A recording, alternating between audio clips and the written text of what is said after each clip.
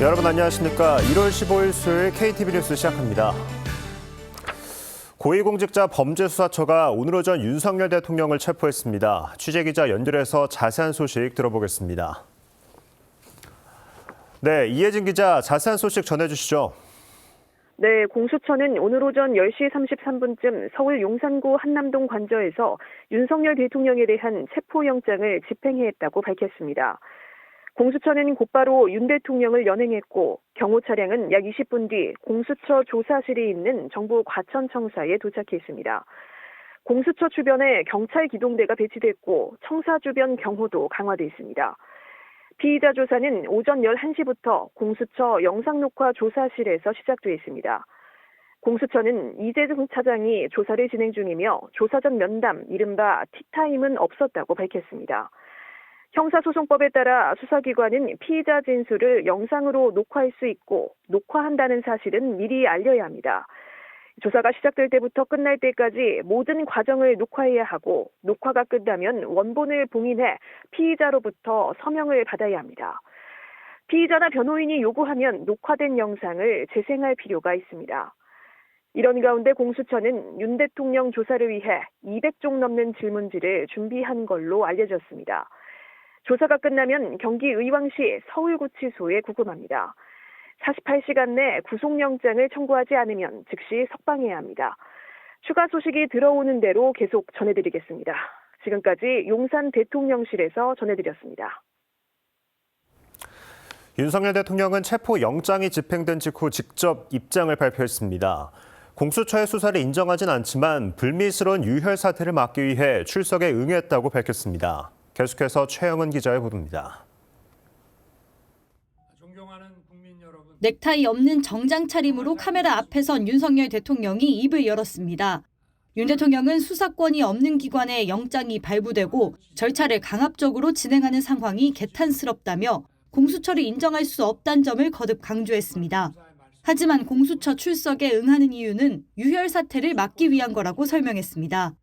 경호 보안 구역을 소방 장비를 동원해서 침입해 들어오는 것을 보고 불미스러운 유혈 사태를 막기 위해서 일단 불법 수사이긴 하지만 공수처 출석에 응하기로 했습니다. 윤 대통령은 국민들이 형사사건을 겪을 때는 이런 일이 없으면 좋겠다며 건강하고 힘내길 바란다는 뜻도 전했습니다.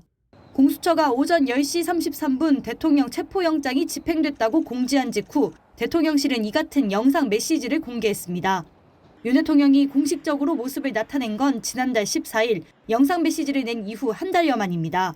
대통령실은 윤 대통령이 관저를 떠나기 전 가장 중요한 건 국민이 다치지 않는 거라며 국민과 함께 끝까지 싸우겠다는 뜻을 전했다고 밝혔습니다. 또 공수처의 자진 출석 의사를 밝혔지만 공수처가 영장 집행을 포기하지 않았다고도 소개했습니다. 대통령실은 오늘 오후 비서실장 주재로 긴급 수석 비서관 회의를 열고 체포영장 집행에 따른 대응 방향을 논의할 것으로 보입니다. KTV 최영은입니다. 다음 소식입니다. 최상목 대통령 권한대행이 국정현안 조정회의를 주재하고 전 부처가 정책과제를 속도감 있게 추진할 것을 당부했습니다. 일자리 여건 개선에 대한 정부 역할도 강조했는데요. 정유림 기자가 보도합니다. 최상목 대통령 권한대행이 정부 서울청사에서 국정현안 관계장관 회의를 주재했습니다. 최 권한대행은 모두 발언 초입에서 신년 업무계획에 대해 언급하면서 정부는 그 어느 때보다 절실한 심정으로 당면 현안에 대한 실질적인 해법을 담고자 노력했다고 밝혔습니다. 올해 업무계획에 포함된 내용 하나하나는 정부가 국민께 드리는 약속이라며 신년 정책과제를 속도감 있게 추진할 것을 강조했습니다. 모든 부처는 국민들께서 기대한 성과를 적기에 체감할 수 있도록 계획된 일정에 따라 정책과제를 속도감 있게 추진하겠습니다. 대내외 불확실성 속 민생의 어려움이 커지지 않도록 정책 역량을 집중하겠다는 뜻도 밝혔습니다. 앞서 발표된 고용지표에서 취업자 수가 감소 전환한 데 대해 고용 상황의 조속한 개선을 위해 최선을 다하겠다며 내각의 책임감을 갖고 실질적인 방안을 챙길 것을 주문했습니다. 전 부처가 일자리 전담 부처라는 각오로 국민 한 분 한 분께 실질적인 도움이 될 수 있는 취약부문별 맞춤형 일자리 지원 방안을 신속히 마련, 추진해 주길 바랍니다. 설 연휴 안전관리 대책도 밝혔습니다. 국민 안전관리가 정부의 가장 기본적인 책무라며 이번 명절이 안전한 연휴가 될 수 있도록 역량을 결집하겠다고 공언했습니다.